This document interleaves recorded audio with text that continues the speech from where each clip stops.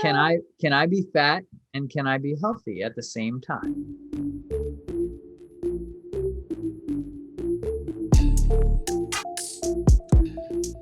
So I think this is like a triggering one, right? Because if you really want to have this conversation, you need to define what it is to be fat And to be healthy. and what it is to be healthy. Exactly. So when I hear it, the way I interpret those words, Mm-hmm. to me, the answer is yes, you can. When the way I interpret those words. But again, it all depends on kind of how you define that, right? Yeah. Because to me, fat doesn't necessarily mean somebody who is like morbidly obese, right? Mm. I mean, maybe that's what it means to some people. That's not what it means to me. It just means you're a little overweight, right? Yep. And healthy to me doesn't mean that you are, again, some sort of extreme athlete.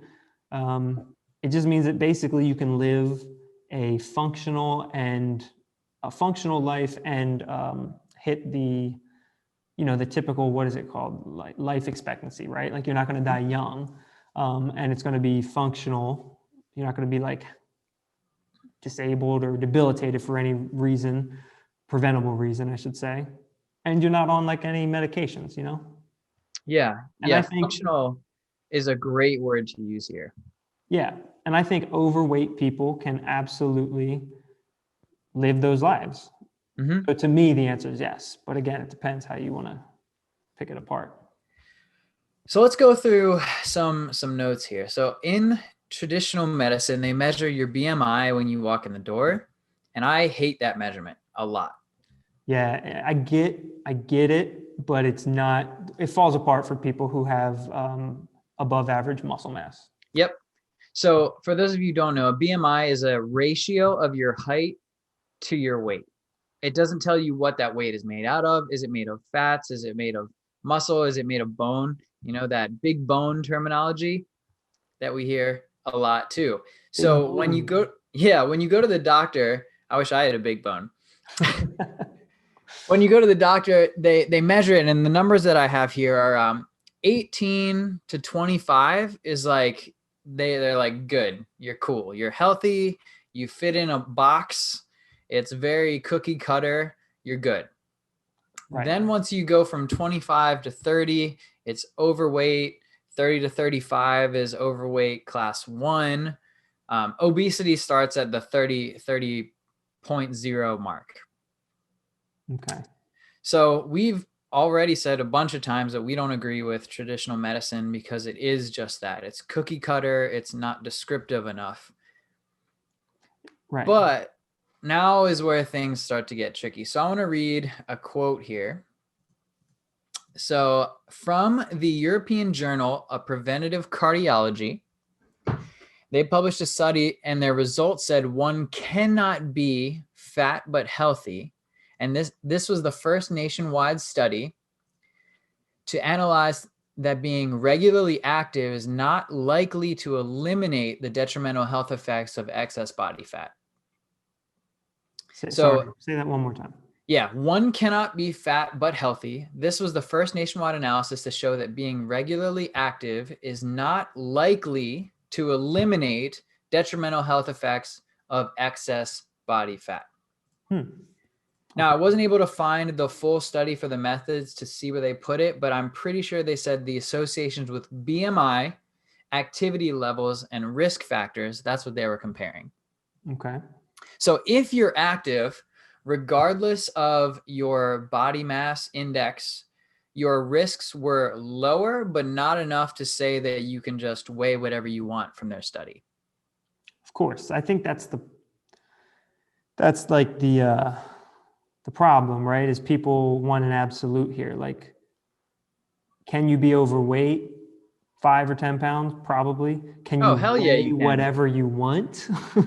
Probably not. Like, come on, that's kind of ridiculous.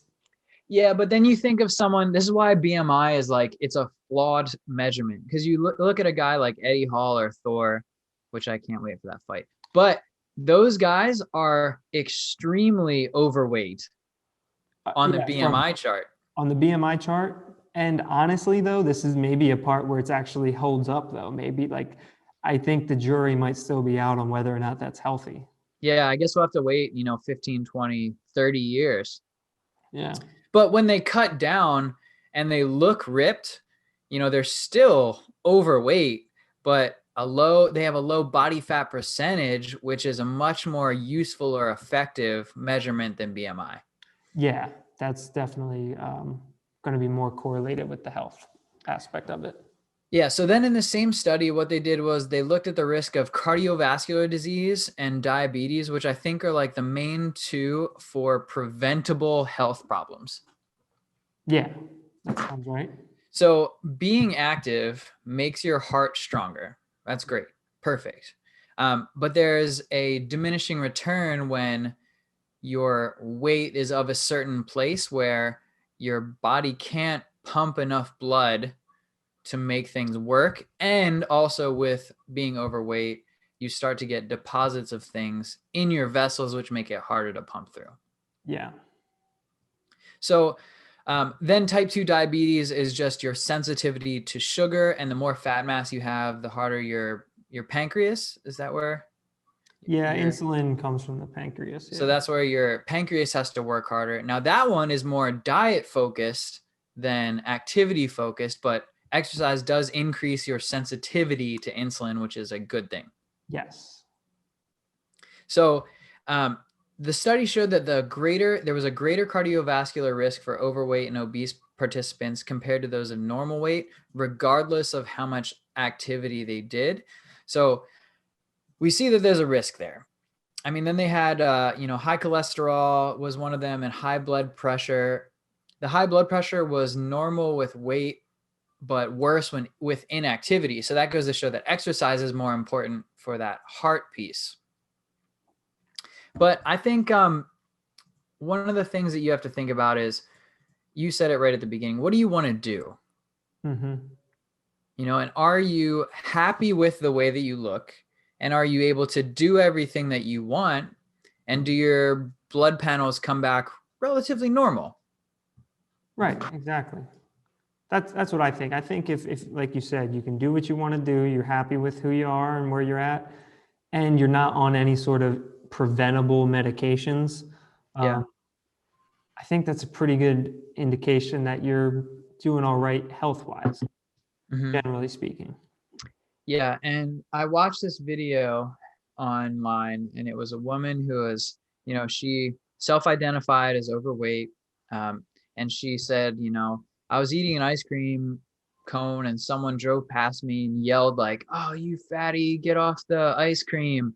And it like broke her down in tears. And it broke her down in tears because she got that ice cream as a reward for losing some number of weight. Like she was down 20 pounds, and then this was her reward. And then she was going to go back to the grind and continue, right?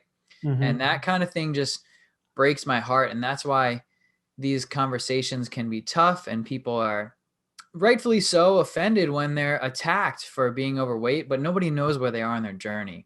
Right. You don't know, like you said, who knows how many pounds she lost before that. Yeah. That and sucks. yeah, and that's what she was talking about in the video, and she was hurt. And I mean, that kind of thing is so hard. And that's the kind of behavior that makes people fearful of coming into the gym. Mm-hmm.